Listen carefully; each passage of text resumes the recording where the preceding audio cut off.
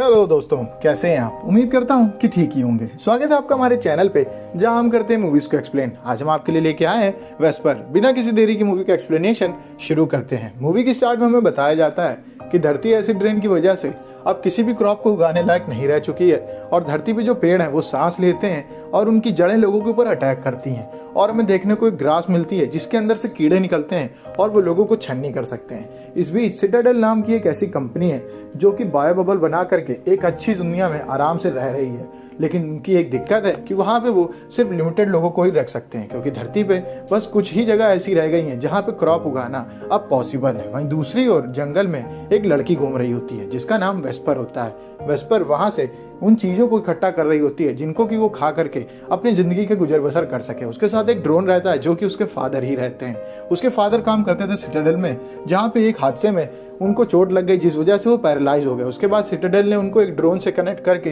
VSEPR को उन्हें वापस दे दिया, जैसे कि वो अब किसी काम के ही नहीं रह गए।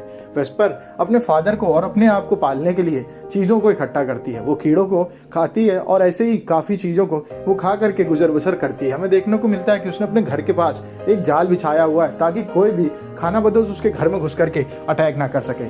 उसने वहाँ पे वो जड़ें लगाई होती हैं जो कि अटैक करती हैं लोगों के ऊपर, और वहाँ पे उसने वो घास लगाई होती है जो कि बुलेट का काम करती है। वो घर के अंदर जाती है जहाँ पे उसके फादर लेटे रहते हैं, वो उनको दवा लगाती है। हमें पता चलता है कि वेस्पर बायो इंजीनियरिंग में एक्सपर्ट है, महज 13 साल की उम्र में। वेस्पर ने अपनी एक लैब बनाई हुई होती है जो कि एक जगह खंडहर में होती है, जहाँ पे एक आदमी मरा हुआ पड़ा रहता है जो कि भूख से मरा होता है। वो वहाँ से कुछ चीज़ें उठा करके आगे निकलती है जहाँ पे उसे एक काले कपड़े में औरत दिखती है। ये पिलग्रिम्स होते हैं जो कि लकड़ी और लोहे को इकट्ठा करके कहीं चले जाते हैं। ये ऐसा ग्रुप है जो कि बोलता कुछ भी नहीं है पर काम दिन भर करता रहता है और उनकी शक्ल आज तक किसी ने नहीं देखी है।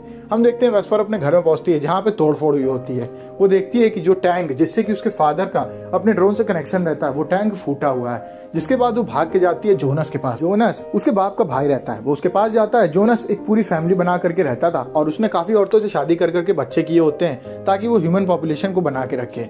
वो देखती है वहाँ पे एक जग लेटा होता है जो कि चोटिल होता है। जग एक क्रिएचर होता है जिसको सिटाडेल ने बनाया होता है। वो इंसान नहीं होता है लेकिन इंसान के तरीके ही दिखता है। वो देखती है कि जग घायल है और उसको एक लड़का मार रहा है चाकू से। वो जोनस के पास जाती, जोनस से कहती है कि मेरे यहाँ बैक्टीरिया खत्म हो गया है, मुझे उसकी जरूरत है। जिसके बाद जोनस कहता है कि तुम्हें उसके लिए खून देना होगा। वो 1 यूनिट खून जोनस को देती है। इस बीच उसकी मदद करती है मो बेटी होती है जोनस की। हम देखते हैं कि वो खून दे देती है जोनस को और कहती है मेरा बैक्टीरिया दो। जोनस कहता है जब मैं इसको सिटाडेल को बेचूंगा तभी तो तुम्हारा बैक्टीरिया तुम्हें मिलेगा। वो खून लेकर के वहां से भागती है लेकिन जोनस उसे खून छिना लेता है और उसको बाहर कर देता है। इसके बाद वो बच्चे उसके ऊपर पत्थर चलाने लगते हैं जो कि जोनस के रहते हैं। वो भागती है लैब की ओर दूसरी तरफ से। वो जोनस के घर में पीछे से घुसने का डिसाइड करती है जहाँ पे उसे मो दिखती है। मो उस जग को काट रही होती है जिसको कि मार दिया गया होता है। मो गेट खोल के उसको अंदर कर लेती है। वो वहां से बैक्टीरिया इकट्ठा कर लेती है। तभी वहां पे देखती है कि एक जगह सीड्स रखे हुए हैं और ये ऐसे सीड्स होते हैं जो कि फर्टिलाइज कर रहे होते हैं इस धरती पर। वो उन सभी सीड्स को इकट्ठा करके वहां से भाग जाती है। वो अपने घर पहुंचती है और उन सीड्स का चेकअप करती है अपनी लैब में। हमें देखने को मिलता है कि उसके फादर का ड्रोन भी अब ठीक हो चुका है और चलने लगा है। इस बीच एक दिन रात में वो देखती है कि एक ऊपर से ड्रोन निकल के गया है जो कि क्रैश हो गया है। वो अगले दिन जाती है इस ड्रोन को ढूंढने के लिए, जहाँ पे वो देखती है कि एक खूबसूरत सी लड़की बेहोश पड़ी है जिसको कि कीड़े खा रहे हैं और उसका खून पी रहे हैं। वो उसको उन कीड़ों से छुड़ा के घर लेके आती है और उसके दवाइयां लगाती है। उस लड़की को होश आता है। वो कहती है मेरे फादर कहाँ हैं। जिसके बाद उसको बताती है इस पर कि मैंने उनको नहीं देखा, मैंने बस तुमको देखा, मैं तुमको यहाँ पे लेके चली आई। वो बोलती है कि तुम्हें जंगल में जाना चाहिए और मेरे फादर को ढूंढना चाहिए। जिसके बाद वेस्पर कहती है तुम चिंता मत करो, कल जब सुबह होगी तब मैं जाऊंगी, रात में जाना बिल्कुल भी सेफ नहीं रहेगा। अगले दिन वेस्पर जाती है जंगल में जहाँ पे उसको कैमेलिया के फादर को ढूंढना होता है। कैमेलिया उस लड़की का नाम होता है जो कि उसे जंगल में मिली होती है। कैमेलिया का फादर एलायस उसको मिलता है एक ड्रोन के अंदर। वो बेहोश होता है। वो एलायस को बाहर निकालने की कोशिश कर ही रही होती है कि तभी वहाँ पे जोनस आ जाता है और वो एलायस को मारने लगता है। वो कहता है सिटाडेल ने अभी मुझे कोई भी इंफॉर्मेशन नहीं दी है कि तुम खोए हुए हो, इसका मतलब तुम उनके लिए जरूरी नहीं हो, तुम्हें मारना ही सही रहेगा। तुम साले अंदर आराम की जिंदगी जी रहे हो और मैं यहाँ मर रहा हूँ। जिसके बाद वो एलायस को मार देता है। वेस्पर उसको रोकने की कोशिश करती है पर वो वेस्पर को बड़े आराम से धक्का दे देता है। इस बीच वो देखता है कि ड्रोन में एक सीट भी है। वो बोलता है इसके साथ यहाँ पे कोई और भी आया, हमें उसे भी ढूंढना चाहिए। इस बीच वो सूंघ लेता है वेस्पर को और कहता है कि तुम्हारे साथ कोई है तो नहीं। जिसके बाद वेस्पर कहती है मेरे साथ कोई नहीं है। वो वहां से जाने लगती है। तभी जोनस उससे कहता है कि तुम्हें इस बुड्ढे को मेरे बच्चों को गाड़ने में मदद करनी होगी। बच्चे उसके साथ लग जाते हैं उस बुड्ढे को गाड़ने के लिए। वो बुड्ढे को गाड़ करके वहां से निकल जाती है घर की ओर, जहाँ पे उसके फादर का ड्रोन उससे कहता है कि तुम्हें कैमिलिया को बताने की जरूरत नहीं है कि उसके फादर की डेथ हो चुकी है। वो घर पहुंचती है जहाँ कैमिलिया उससे पूछती है कि तुम मेरे फादर मिले, जिसके बाद वो कहती है मुझे तुम्हारे फादर नहीं मिले। वो घर में उसके साथ कुछ समय बिताती है और कैमिलिया को एक एनिमल नाम की बुक दिखाती है। वो कहती है कि ये कौन कौन से एनिमल्स है, क्या तुम मुझे इसके बारे में बता सकती हो। हमें यहाँ पे पता चलता है कि वेस्पर इतना आगे फ्यूचर में जन्म ली है कि उसको ये भी नहीं पता है कि बिल्ली क्या है, कुत्ता क्या है और एक उल्लू क्या है। कैमिलिया उन सब जानवरों के बारे में उसे बताती है और वो कहती है कि सिटाडेल में ये सब पाए जाते हैं, हमने इन सबको रखा हुआ है। जिसके बाद वो पूछती है कि तुम हम लोग को वहाँ क्यों नहीं ले जाती हो। कैमिलिया उसको बताती है कि जग्स हमारे लिए अच्छा काम करते हैं, वो एक नौकर की तरीके होते हैं जो कि जवान नहीं लड़ाते हैं। उनसे काम कराना हमारे लिए बहुत आसान होता है, पर इंसान को अगर हम वहाँ ले जाएंगे तो खाने की भी ज्यादा जरूरत पड़ेगी और हम धीमे धीमे करके वहाँ पे भी मरने लगेंगे। जिस बात पे वेस्पर को बुरा लगता है, पर वो कुछ बोलती नहीं है क्योंकि बाहर ऑलरेडी वो बहुत बुरी जिंदगी बिता रही होती है। वेस्पर उसको लेकर के जाती है अपने बगीचे में, जहाँ पे उसने बायो इंजीनियरिंग के थ्रू काफी पौधे उगाए होते हैं। वो उन पौधों को देख के काफी चकित रह जाती है कि कैसे एक 13 साल की लड़की इतने अच्छे अच्छे पौधे उगा रही है। वो कहती है तुम्हें मेरे फादर एलायज से मिलना चाहिए, वो भी बायो इंजीनियर है, हम तुम मिल करके तुमको ले जाएंगे सिटाडेल में, जहाँ पे तुम बहुत अच्छे अच्छे क्रॉप्स को उगा सकती हो। जो बात सुनकर के वेस्पर काफी खुश होती है। वेस्पर कुछ सीड्स दिखाती है कैमिलिया को जो कि उसने चुराए होते हैं जोनस के घर से। वो बोलती है इन सीड्स को मैं उगा सकती हूँ और इन सीड्स के थ्रू हम खाना उगाने में सफल हो जाएंगे इस धरती में, और धरती दोबारा हरी भरी हो जाएगी और हम दोबारा जी सकेंगे। जिसके बाद कैमिलिया कहती है तुम्हें और सीड्स की जरूरत पड़ेगी। वेस्पर बोलती मैं कल जाऊंगी सीड्स लेने जोनस के यहाँ से। तभी हम देखते हैं कि वेस्पर के पापा की हालत बिगड़ने लगती है।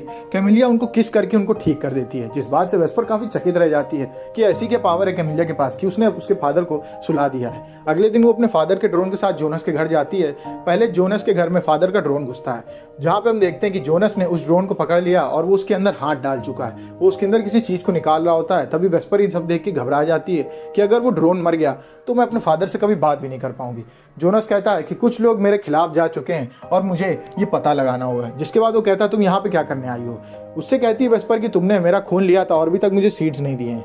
जिसके बाद वहां से वो निकल जाती है और वो देखती है कि आगे जा करके पड़ी हुई है मो की लाश। मो को मार दिया है जोनस ने। वो काफी घबरा जाती है और जोनस अपनी बच्चियों को भेज देता है वेस्पर के पीछे। वो सारे बच्चे पकड़ लेते हैं वेस्पर को और वेस्पर के हाथ में लगा देते हैं निशान।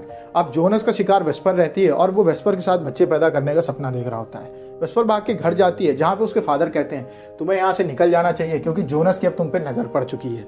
कैमिलिया कहती है कि तुम मेरे फादर को ढूंढ लो, फिर हम चले जाएंगे सिटाडेल में जहां हम बड़े आराम से रह सकते हैं। वेस्पर उसको बताती है कि तुम्हारे फादर की डेथ हो चुकी है। कैमिलिया रोने लगती है और कहती है प्लीज मेरे फादर की बॉडी दिखाओ। वो ले जाती है उसके फादर के पास, जहां पे उसकी बॉडी पड़ी रहती है।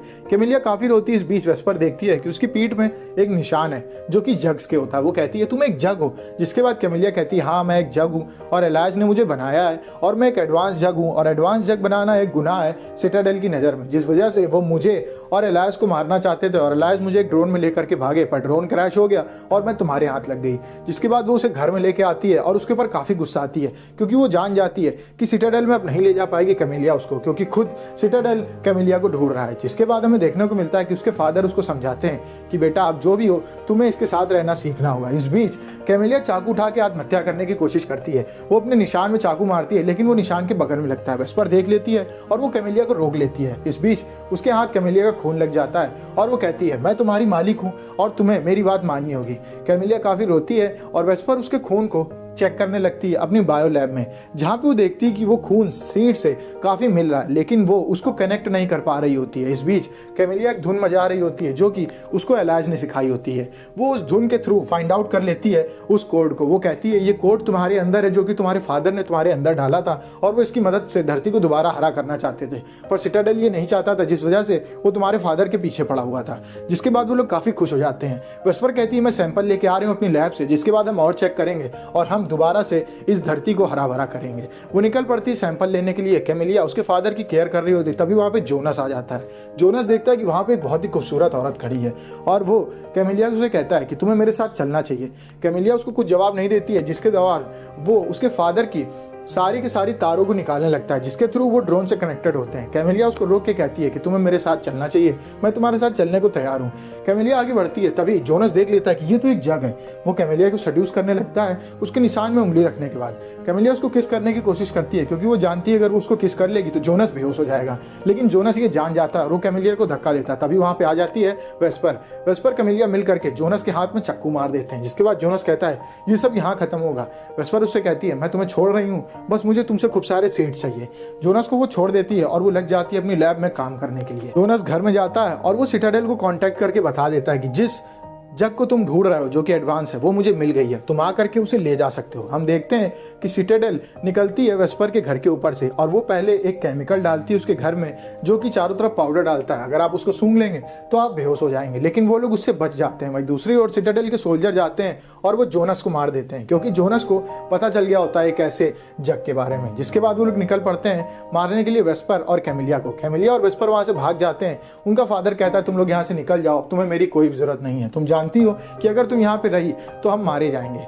कैमिलिया उसको लेकर के वहां से निकल जाती है और सिटाडेल के सोल्जर पहुंच जाते हैं वेस्पर के घर में। और हम देखते हैं कि वेस्पर के फादर का ड्रोन वो लोग फोड़ देते हैं, जिसके ब्लास्ट में वो सारे के सारे मारे जाते हैं। वेस्पर को लेकर कैमिलिया भागती है, उसके पीछे वो सोल्जर पड़ जाते हैं। वेस्पर उस घास को हिला देती है जिसके अंदर से गोली चलाने वाली कीड़े निकलते हैं। वो एक सोल्जर को मार देते हैं, एक सोल्जर उनके पीछे पड़ा रहता है। काफी मशक्कत के बाद वो लोग उस सोल्जर को भी मार देते हैं। लेकिन ये बात पता होती है कैमिलिया को कि जब तक मैं वेस्पर के साथ हूँ सारे सिटाडेल वाले आते रहेंगे और उसको मारते रहेंगे।